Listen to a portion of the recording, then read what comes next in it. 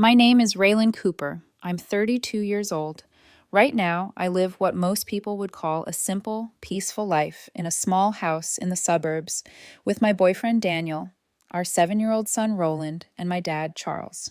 But getting here, it cost me my mother, my sister, and the illusion that family is everything, no matter how they treat you.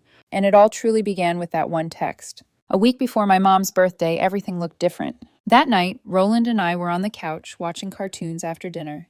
Daniel was rinsing dishes in the kitchen, humming along to some old rock song on the radio. Life felt normal, warm, the kind of evening you don't think twice about.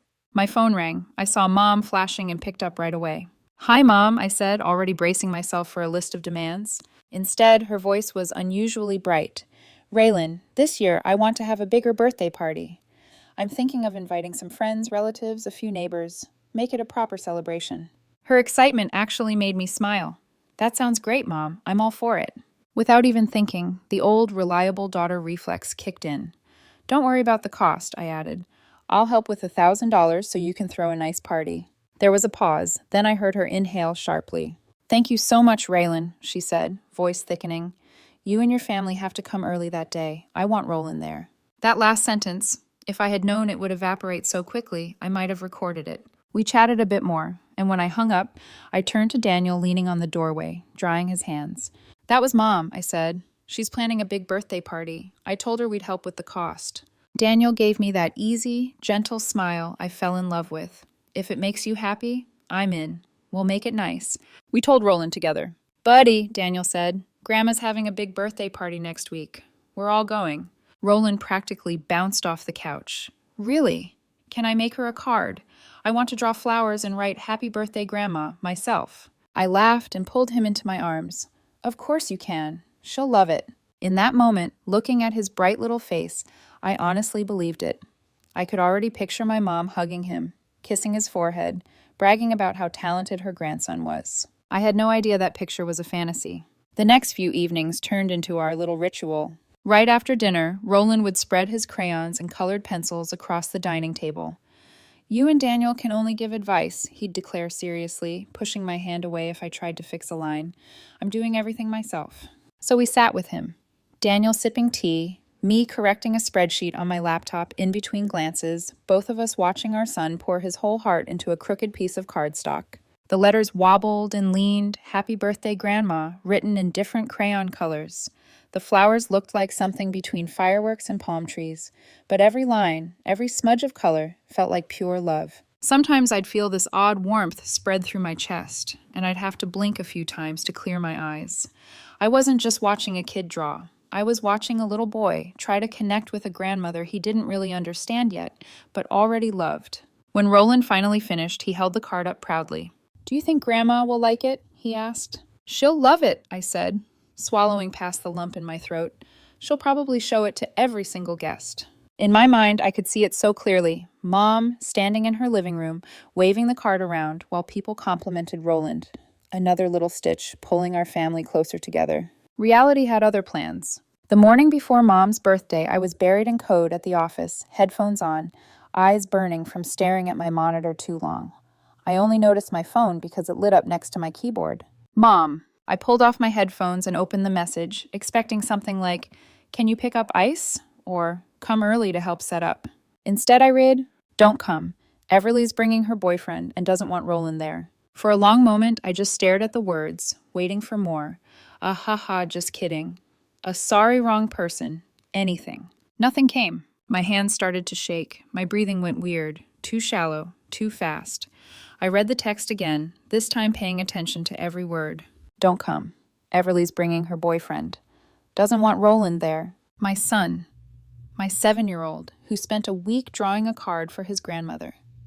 An inconvenience. An embarrassment. Something to be hidden so my sister's love life could have a perfect backdrop."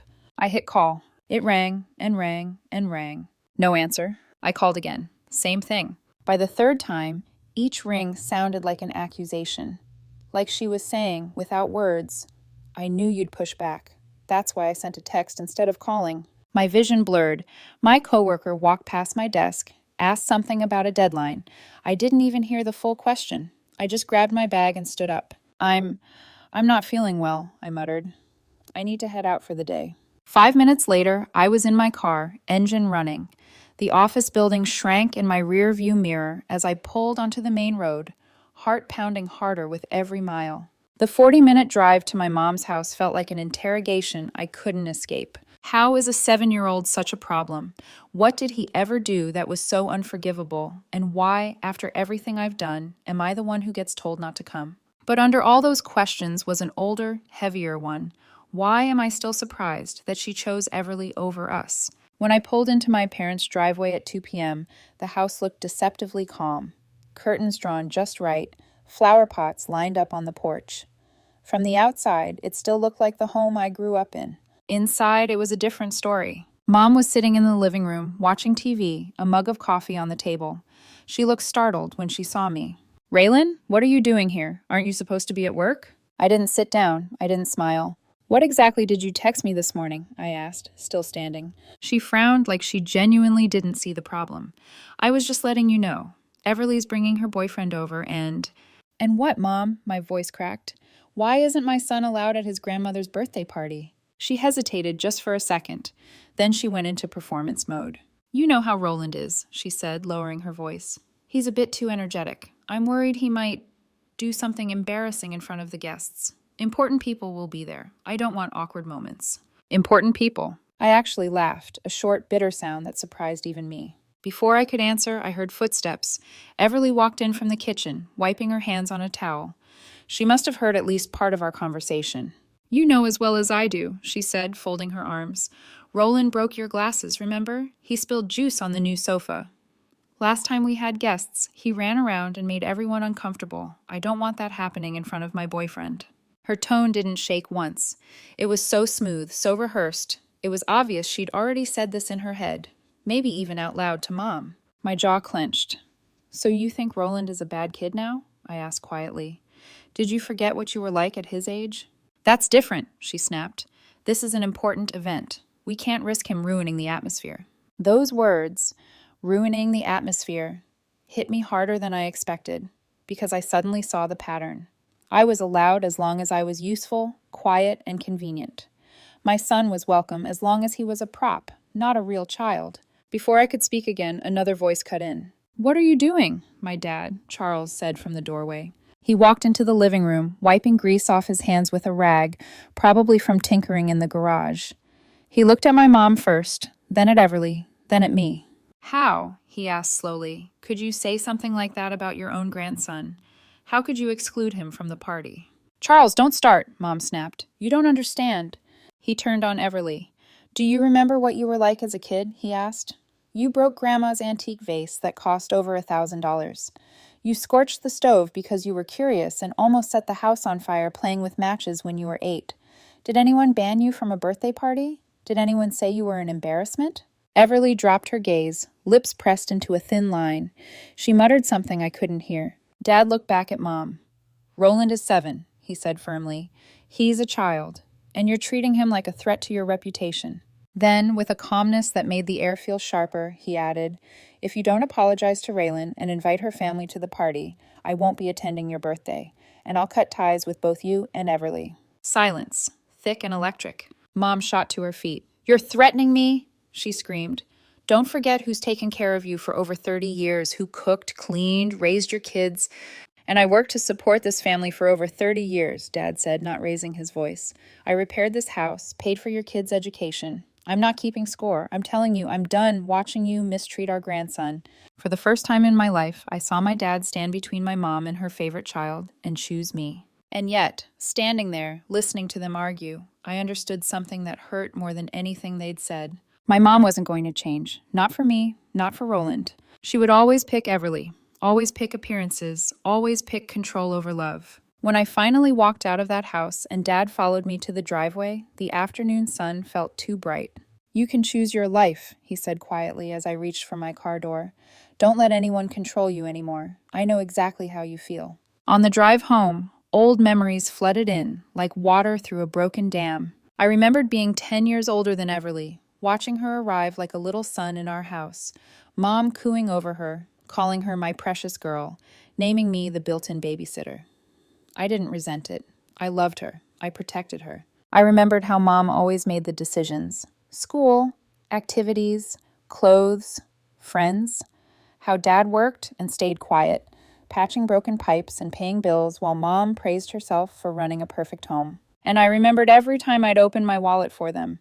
The $2,200 fridge, the $800 washer, the $2,000 leather sofa, the 65-inch 4K TV, the tuition payments for Everly, almost $20,000 so she wouldn't have to work part-time, the laptop, the cash for emergencies, the dinners, the holidays, almost $50,000 over the years. I gripped the steering wheel so hard my knuckles turned white. They didn't love me, not really.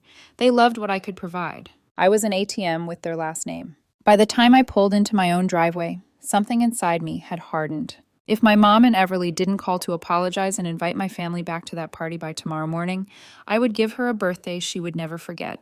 After dinner that night, Roland lay on the rug, building a Lego castle. Daniel was rinsing plates, humming softly. I stood in the doorway, feeling like I was watching a life I might lose if I didn't protect it. "Daniel," I said softly. He turned, saw my face, and immediately dried his hands. "What happened?" I told him everything. The text, the visit, the argument, the ultimatum. Every word Mom and Everly had thrown at our son, even if he wasn't there to hear it. By the time I finished, Daniel wasn't humming anymore. His jaw was clenched, eyes dark with anger. "For tomorrow," I said, keeping my voice steady. "Take Roland to the zoo. Make it a fun day. Don't mention Grandma's birthday at all." Daniel studied me carefully. "What are you planning, Ray?" I met his gaze. "I'm going to take back what's mine." He exhaled slowly. "Please don't do anything that'll get you in trouble. They're not worth that." I gave a small, humorless smile. "I'm not breaking any laws," I said. "Just reclaiming my property." That night, while Daniel read Roland a bedtime story, I sat alone in my home office with my laptop open. I dug through old emails and bank apps, pulling up receipts and transfer confirmations.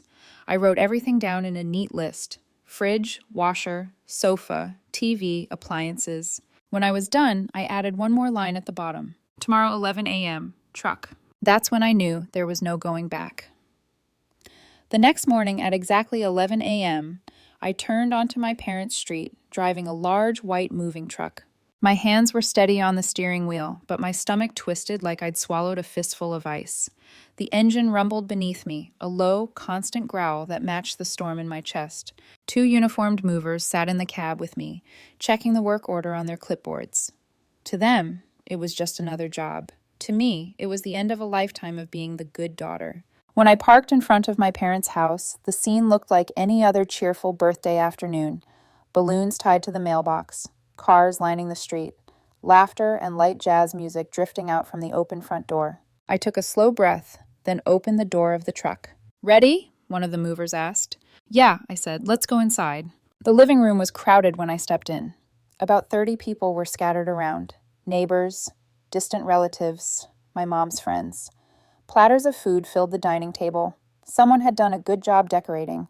I recognized my mom's obsession with everything looking perfect. As soon as some of the relatives saw me, they smiled warmly. "Raylen, I'm so glad you made it," Aunt Linda said, moving toward me with open arms. She was my mom's cousin and one of the few people in the family who'd ever been consistently kind to me. "Just a bit earlier," she added. "Elena told us you and your family couldn't come. Something about a scheduling conflict?" I felt my jaw tighten. "Oh," I said lightly. "Is that what she said?" Another relative chimed in. "Where are Daniel and Roland? We were hoping to finally see him again." "My boyfriend took him to the zoo today," I replied. "They couldn't make it." It was technically true, just not for the reasons they thought. Then Mom appeared, gliding out from the hallway like the star of her own show. She was wearing a green floral dress, her hair perfectly styled, makeup done to look youthful and fresh. She even had that host smile plastered on her face, the one she used when she was performing for other people. "Raylen," she said, coming closer, "you came alone. That's good. It'll be more comfortable this way." Her eyes flicked toward the doorway where the movers were standing, then back to me. For a split second, confusion crossed her face, but she quickly smoothed it over. There it was again, that word. Comfortable. Comfortable for who? I met her gaze. "I'm disappointed in you," I said quietly. Her smile faltered, but only for a second. She was too practiced to let it drop completely in front of guests. "Let's not do this right now. she hissed under her breath. We can talk later. But later, according to her, never came unless it was on her terms. So I skipped later. I turned my attention to the source of the light jazz music, the Bluetooth speaker sitting on the console table near the TV. Without saying a word, I walked over, pressed the button to turn it off, and reached behind to unplug it. The room, which had been filled with soft music and chatter seconds earlier, went quiet in an instant. Every head turned toward me. Perfect. Then I looked up at the 65-inch Sony TV mounted on the wall. The TV I had spent $1,500 on, mounted, installed, with all the premium channels. I pointed at it and spoke calmly to the movers. Take that down, please. Both men nodded and moved forward with professional efficiency. The reaction was immediate. What are you doing? Mom shrieked, rushing toward the TV. Stop! That's my television! I felt my heart pounding, but my voice came out surprisingly calm. I'm taking back what's mine. What are you talking about? She snapped, her face flushing red. That's my TV. You bought it for this house, for this family. I bought it, I said. The receipt is in my name. The bank transfer came out of my account. Would you like me to show everyone? Her mouth opened, then closed. For once, she had nothing ready. The movers carefully lifted the TV off the mount. Guests started whispering. What's going on? Did something happen? Why is she taking the TV? I saw some of our neighbors exchanging uncertain glances. A few of Mom's friends stood awkwardly near the food table, not sure whether to sit down or slowly back out of the room. Before Mom could gather enough words to yell again, another voice cut through the noise. What is this? Everly asked sharply. She walked in from the hallway with a tall man next to her. I recognized him from social media photos. Jason, the boyfriend she'd apparently rearranged the entire party for. When Everly saw the movers walking past with the TV, her eyes went wide. What are you doing? She shouted. Put that back. You can't just take things from our house. I turned to her, feeling something cold settle over me. Step aside, Everly, I said. No, she snapped, moving in front of the movers like some sort of guard dog. You can't just walk in here and steal things. I'm not stealing, I replied, still calm. I'm reclaiming property I purchased. You bought them for Mom, she argued, as gifts. You can't just take them back because your feelings are hurt. I felt a faint tremor in my hands, but I forced my voice to stay steady. If you want to bring the police into this, I said peacefully, we can do that. They can check receipts, ownership, the bank records. Then we'll let them decide whose property this is. The room went even quieter. The movers paused. Everly hesitated. Her eyes darted from the TV to the guests, to Jason at her side. She might have been reckless, but she wasn't stupid. She knew how bad it would look if the police showed up and discovered everything in Mom's house had actually been paid for by the daughter she'd just banned. She stepped back, saying nothing. Keep going, I told the movers. They carried the TV out toward the truck. Raylen, please, Aunt Linda said, stepping forward, her voice gentle but firm. What's going on? We all deserve to know before this party turns into whatever this is turning into. Before I could speak, Mom jumped in. She's just being ungrateful, Mom said bitterly. I scolded her a little, and now she's throwing a tantrum, taking back the things she bought me like she's some sort of saint. A hot wave of anger rushed up my spine, but what I felt even more than anger was exhaustion. I was so tired of being rewritten as the villain in stories I had bled for. Aunt Linda, I said, ignoring Mom, do you want to see something? I pulled my phone from my pocket, opened the text, and held it out. She squinted at the screen, reading the message slowly. Don't come. Everly's bringing her boyfriend and doesn't want Roland there. Aunt Linda's face changed visibly. Shock, disappointment, then something close to fury. She turned to look at my mother. Elena, she said, her voice low. Tell me you didn't send that. Mom's face went pale. I just meant... You meant exactly what you wrote, I cut in. I raised my voice so everyone in the room could hear. Yesterday morning, my mom texted me and told me not to bring my son to his own grandmother's birthday party because my 7-year-old might embarrass them in front of important people, because he might ruin the atmosphere for Everly's boyfriend. Murmurs broke out immediately. What? Her grandson? That can't be true. Mr. Mike, our neighbor from across the street, stepped closer. Raylen, is that really what she said? Instead of answering, I angled my phone so more people could see the text. Some of them took turns reading it in silence, passing it along like a piece of evidence in a trial. The warmth in their faces shifted. I watched respect drain out of their eyes as they turned to look at my mother. Elena, Janet, Mom's longtime friend, said slowly, How could you say something like that about Roland? He's just a child. On the other side of the room, another neighbor shook his head. I always thought you doted on him, he said. This is disappointing.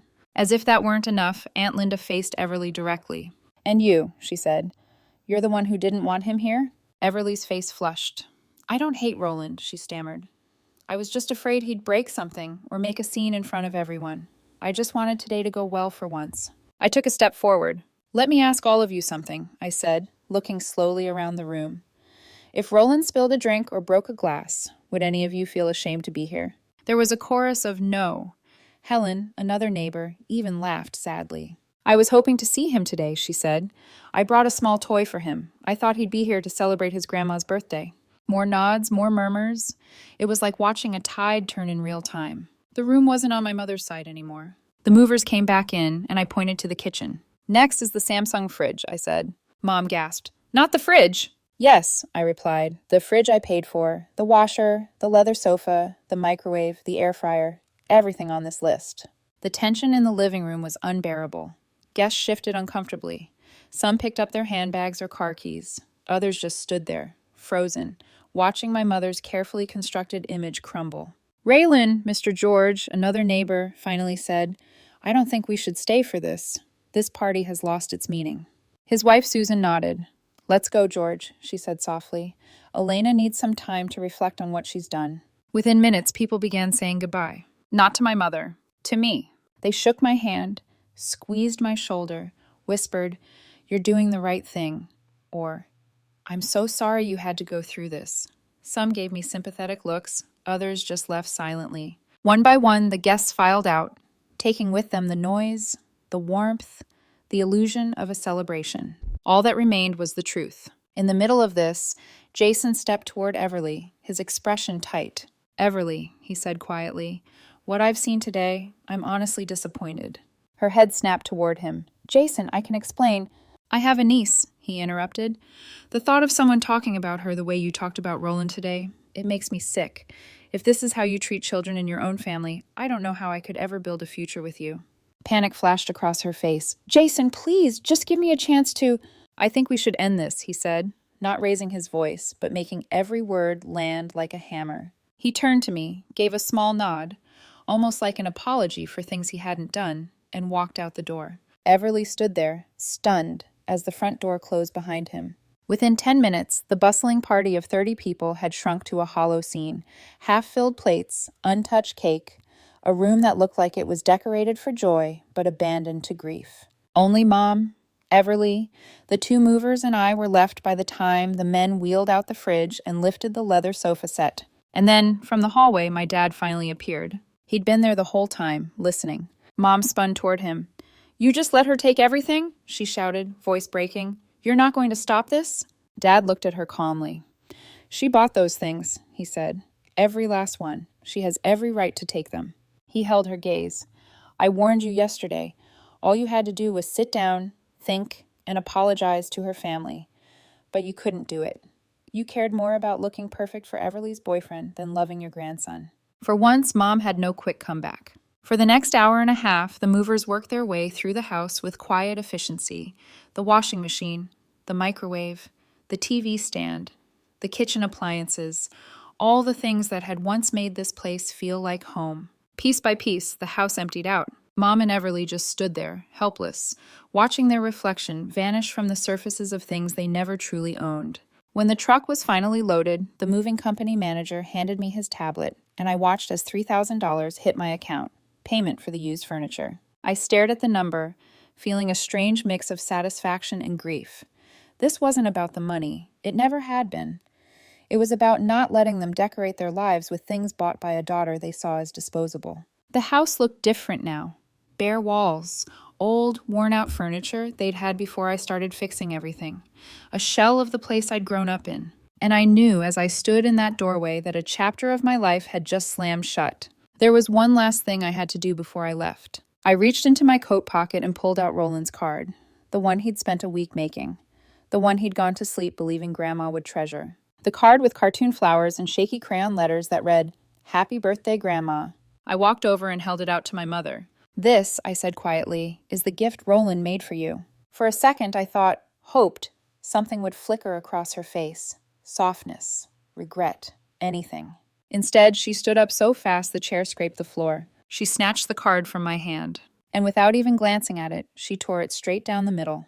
"Because of your family," she screamed. "My party was ruined." The sound of paper ripping cut straight through me. Everly, eyes blazing, added, "Because of you, I lost my happiness." I watched the pieces of that card flutter to the floor like wounded birds. My son's love shredded. I didn't yell, I didn't grab her arm, I didn't scream back, even though my throat burned with all the words I could have said. Instead, I slowly knelt down and began picking up every torn fragment from the floor. Each jagged piece felt heavy in my fingers, like it contained every bedtime story, every hug, every innocent question Roland had ever asked about his grandma. When I'd collected as many as I could, I slipped them gently into my pocket.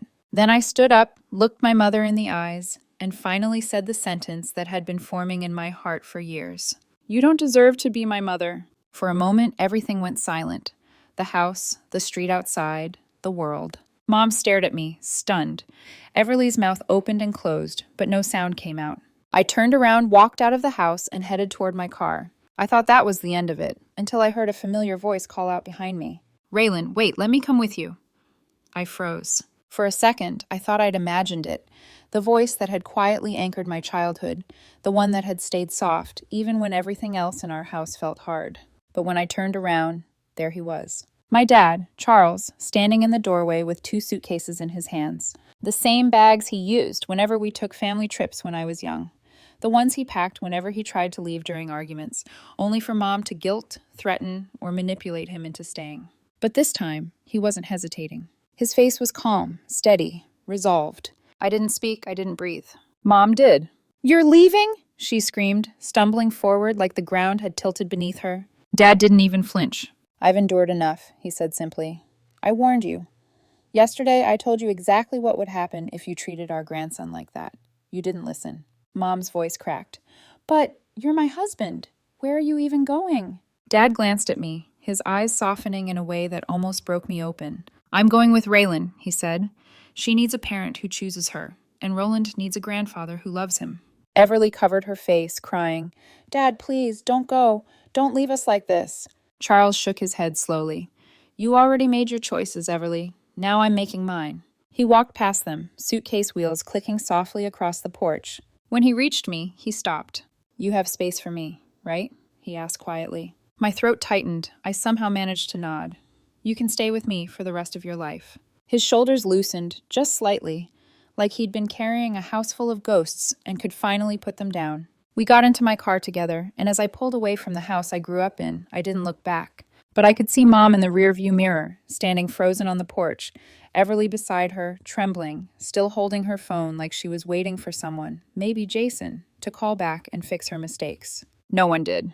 By the time we turned the corner, that house was gone from my life forever. A return to safety. When I pulled into my driveway, Daniel's car was already there. He must have gotten home from the zoo with Roland earlier than expected. As soon as I stepped out of the car, the front door opened.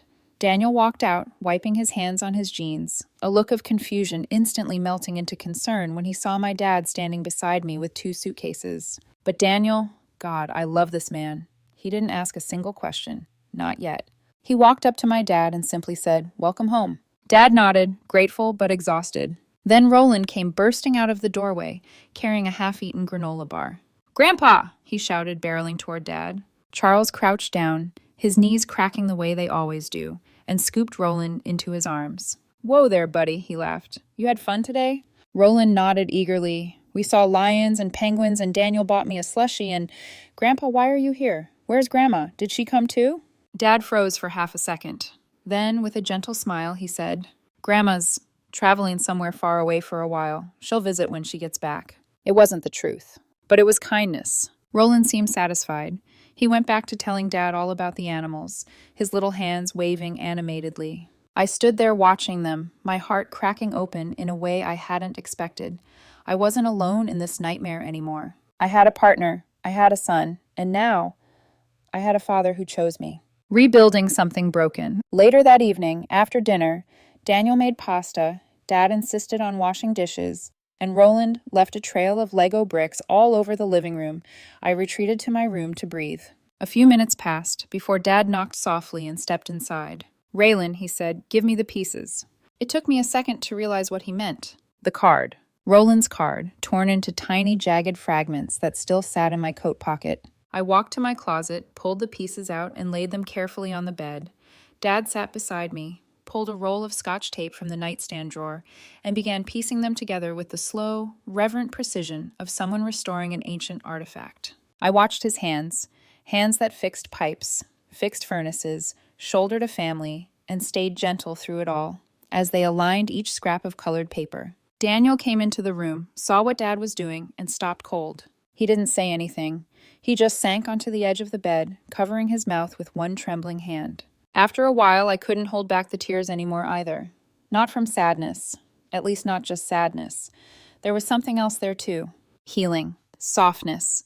I sensed that a wound I'd carried for decades was finally closing. Dad finished the card, now held together with a spiderweb of tape. It looked fragile, imperfect, and more precious than ever. He placed it gently on my nightstand. For Roland, he said. For all of us. The true family I always deserved. Once Roland was asleep, the three of us sat at the dining table. I told Daniel and Dad everything, every ugly detail of the confrontation, every word Everly spewed, every cruel decision Mom made. Daniel listened with his hands clenched. When I finished, he reached across the table and took mine. You did the right thing, Ray, he said. Nobody gets to treat our son that way. Dad nodded, and no parent should treat their own child the way your mother treated you. I blinked back fresh tears. Then Daniel looked at my dad and said softly, Stay here, as long as you want. This is your home too. Dad swallowed hard. His eyes glistened. I realized in that moment he hadn't heard words like that in years, not directed at him. And just like that, something shifted. Not loudly, not dramatically. It happened in the quiet, the kind of quiet where healing grows. I finally understood the truth. Family isn't the people you're born to. Family is the people who choose you, the people who protect you, the people who show up every day, even when it's messy, especially when it's messy. And for the first time since childhood, I felt genuinely safe. A new routine emerges. The next few weeks were strange, but beautiful. Dad slipped into our daily life like he'd always belonged there. Every morning, he insisted on driving Roland to school. I like the talks, he said. Roland tells better stories than the radio. Every afternoon, he picked him up, sometimes stopping at the hardware store for little projects. One day, they came home with a box of screws and a half-assembled birdhouse. Dad even tried to contribute to the household with his pension money. I shook my head immediately. Keep it for yourself, Dad. You've earned it. So instead, he walked to the bank one afternoon and quietly opened a college savings account for Roland. This is for his future, he said simply. Someone needs to think about it. Daniel and I stared at him, speechless. This was what love looked like. Simple, steady, showing up. And every night, when the house was finally quiet, Dad and I would step out onto the porch with 2 beers. We didn't always talk. Sometimes we just sat in silence, listening to the crickets. But on the nights we did talk, the walls between us crumbled a little more. One night, after a few sips, Dad spoke. You know, I stayed with your mom all those years because I hoped she'd change. I kept thinking maybe things would get better. Maybe she'd soften. I turned to him, eyes stinging. Dad? He shook his head gently. But when I heard how they talked about Roland, my grandson, that was it. That was the line. A long, quiet breath passed between us. You did something I couldn't do for 30 years, he said softly. You stood up for yourself and for your family. The porch light buzzed faintly above us. A breeze rustled the leaves across the yard. And for the first time in decades, I felt like a daughter who was finally seen. For almost 3 months after the birthday disaster, life settled into something that felt safe, predictable, quiet in all the right ways. Dad slipped easily into our routine. School drop-offs, evening stories with Roland, late-night porch talks with me and Daniel. The house felt fuller, warmer, more human. But peace never lasts long when people who depended on your silence suddenly realize the ATM is closed. And the first crack in that peace came from the person I once protected like she was my own child. It began with a text. A long one, a desperate one. Raylen, please. I need help with my tuition for next semester. If I don't pay by next week, I'll have to drop out. Please don't do this to me. I stared at it for a long time. Once upon a time, I would have transferred the money within 10 minutes. No questions asked, just grateful she came to me instead of Mom. But that version of me was gone. So I didn't reply. An hour later, another message buzzed in. I'm not asking for all of it, just part. I promise I'll pay you back after I graduate. Please, Ray. She had never called me Ray before. It was always Raylen, the formal version. The distance she liked to keep. Another message. Please answer. I'm begging you. I put my phone face down. By the next day, the messages became frantic. Please don't ruin my future because of one mistake. I said I was sorry. You can't just abandon me. You're my big sister. A bitter laugh escaped my mouth when I read that line. She had only remembered I was her big sister when she needed money. I didn't respond. That Sunday afternoon, Daniel and Roland were in the backyard. Daniel pushing Roland on the swing set that Dad had repaired last month. I was getting laundry out of the dryer when the doorbell rang. Dad didn't move from his recliner. I'll let you get that, he said, voice low but knowing. When I opened the front door, Everly was standing there. Her eyes were red and swollen, her hair messy, mascara smudged, hands trembling around her phone as if every message she'd sent me still clung to her skin. Raylen, she choked out. I stepped outside, closing the door behind me. Everly, I said, keeping my voice neutral. She broke immediately. Tears poured down her face. I'm going to be kicked out of my program, she sobbed. I applied too late for financial aid. Mom doesn't have the money. Jason won't answer my calls. I don't know what to do. My jaw tightened. Jason, her boyfriend who dumped her in front of 30 people because of how she treated my son. Interesting that she'd still think he owed her something. She grabbed my arm desperately. You can't, please, don't do this to me. I need you. You always helped me before. That was before, I said softly but firmly.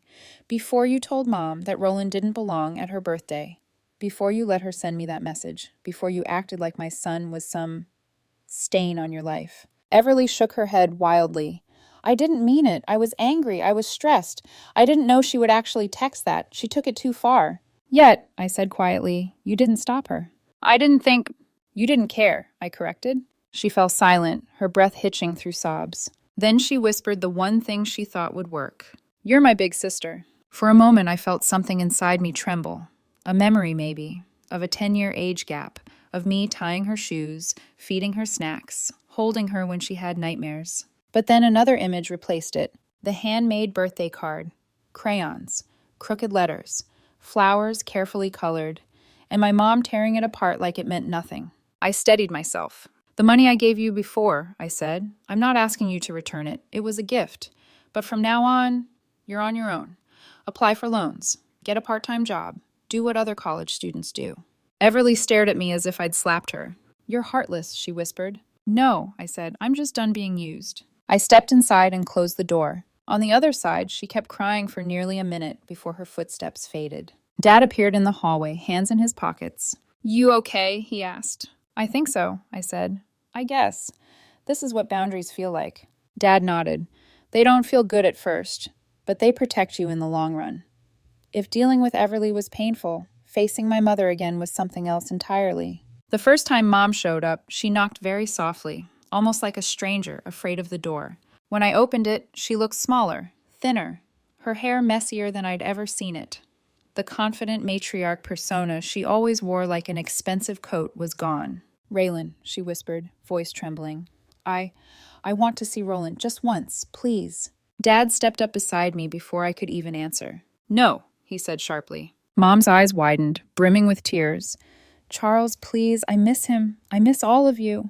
You miss what you lost, Dad replied, not what you had. She reached out as if to touch him. He stepped back. I told you, he said coldly. You'd lose your family if you didn't change, and you still haven't. Mom crumbled into quiet sobs right there on the porch. Dad closed the door gently. Not slammed. Gently. Like he was closing the last chapter of a book he'd been forced to read too many times. 2 weeks later, she returned. This time she tried to be composed. She held a casserole dish, like she was starring in some sitcom where food could fix anything. Raylen, she said, I made your favorite lasagna. I want to talk. We're not interested, Dad said, stepping between us again. Mom's voice cracked. Charles, please come home. I can't sleep. I can't think. The house is empty without you. Dad sighed. For a moment, I saw something flicker in his eyes. 30 years of history, maybe. But he steadied himself.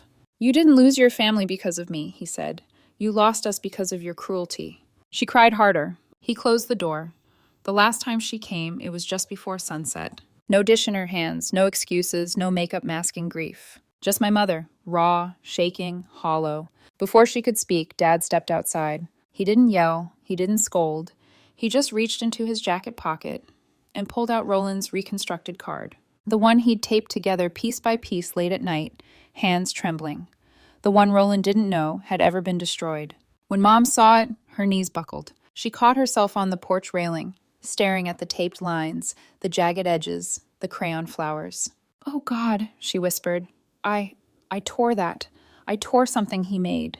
"You tore more than that," Dad said softly. "You tore your relationship with your daughter and your grandson." Mom broke completely. She covered her face, sobbing, her shoulders shaking uncontrollably. "I was wrong," she choked out. "I know I was wrong." I watched her through the doorway, emotions warring inside me. Anger, sadness, pity, confusion. I didn't step forward. I didn't hug her. I didn't invite her in. I just watched. Because sometimes witnessing someone's regret is the only closure you'll ever get. Dad placed the card back in his pocket. Then he turned to me and said quietly, "You don't have to forgive her. Not now. Maybe not ever." And for the first time in my life, I believed him. Nearly a year passed after the day everything fell apart. 12 months of quiet mornings, soft recovery, and small moments that stitched my family back together in places I didn't even realize were torn. 12 months of learning what a real home feels like. And 12 months of a question I could never quite stop asking myself. Should I ever let my mother back into our lives?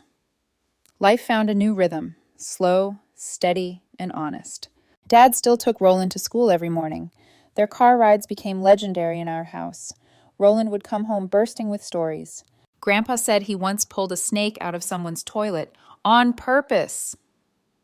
Grandpa taught me how to read an electric bill.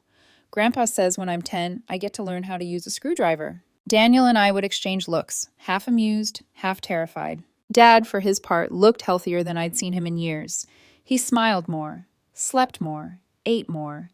He even watched TV without keeping the volume low, something I realized he'd done automatically for decades in my mother's house to avoid disturbing her. One afternoon, while I hunted for a missing sock, I opened the hall closet to find things rearranged, organized into labeled bins. Cleaning supplies, holiday stuff, emergency tools, light bulbs. I stared for a full 30 seconds before calling down the hallway.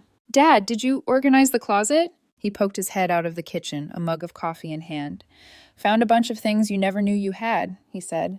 "Thought I'd try to give them a purpose." I laughed so hard I had to sit down. For the first time in my life, I saw what he looked like without fear, without walking on eggshells, without carrying a marriage on his back. Watching him heal made me realize how deeply he'd been hurting. Of course, not everything was smooth. Some nights I'd wake up sweating, not from nightmares, but from memories. Memories of Mom tearing the card. Memories of Everly laughing as Dad hung his head. Memories of being told to give more, sacrifice more, be more. And sometimes during dinner, Roland, sweet, innocent, oblivious Roland, would suddenly ask, "Is Grandma back from her trip yet? When she comes home, will she visit me? Will she like the drawings I made?" Daniel would freeze. Dad would look down at his plate, and I'd feel like someone had dropped a weight on my chest. Because how do you explain to a child that love is supposed to be unconditional? But sometimes it very much isn't. We never lied, we never bad-mouthed. We just said, "She'll visit when she's ready." And maybe someday that'll be true. But not yet. Not now. It happened on a warm spring night. Daniel was inside helping Roland brush his teeth. Dad and I sat on the porch with 2 beers, the ritual that had become our shared therapy. Dad leaned back, staring at the streetlights. The beer bottle clicked softly against the wooden rail. "Raylen," he said finally, "I've been thinking." I paused mid-sip. "About what?" He exhaled deeply. "I think I might go back soon." My chest tightened instantly. "To Mom?" He nodded. I didn't know what to say. I didn't know if I wanted to cry, argue, or shrug. So I stayed quiet. Dad rubbed his temples. "She's been trying. Not perfectly, but genuinely. I can see she's scared, alone. I spent 30 years with her. It's hard to throw that away completely." I looked down at my hands. He continued, voice gentler than I'd ever heard it. "But if I go back, it won't be as the man I was before. No more silence. No more letting her treat you, or Roland, like you're less. If I go back, she'll have to earn the right to stay in my life." Tears stung my eyes. "Dad, you don't owe her anything." He shook his head. "Maybe not. But I owe myself a chance to see if she can change. People don't always, but sometimes they do. And I don't want to die wondering." I swallowed hard. "I'll support whatever you decide," I said quietly. "Wherever you go. You'll always have a home here. Dad smiled softly. I know. That's why I can make this decision without fear. And that was the moment everything shifted in my heart. For years, I thought healing meant cutting people off completely. But maybe sometimes healing means letting others navigate their own paths, even if those paths don't make perfect sense to you. A few nights later, after Roland went to bed, Daniel turned to me. Ray, he asked gently, do you think you'll ever visit her, your mom? The question pierced me, because the truth was, I didn't know. Part of me wants to heal. Part of me wants Roland to have a grandmother. Part of me wants to believe people can change. But another part of me still sees her tearing up that card, still hears the words, I don't want Roland there, still remembers how she looked at me like I was a burden she was tired of carrying. Can you forgive someone who refuses to see the harm they caused until the consequences come crashing down? Can you rebuild trust after it's been shattered in front of 30 people? Should you? I don't have the answers yet, and maybe that's okay. Healing isn't a straight line. Forgiveness isn't a single moment. It's a choice you remake day after day, if you remake it at all. I'm not sharing this story for pity. I'm not sharing it to bash my family. I'm sharing it because I genuinely want to know. Should I forgive my mother? Should I let her see Roland someday? Should I give her the chance she never gave me? Should I let her rebuild something she so violently tore apart? Or should I protect my son the way no one protected me? Tell me in the comments. I want to hear your insight, your experience, your truth. Because the decision I make now doesn't just shape my life. It shapes Roland's future too. Thank you for listening to my story. If it touched something in you, don't forget to subscribe and stay with us. There are more stories to come.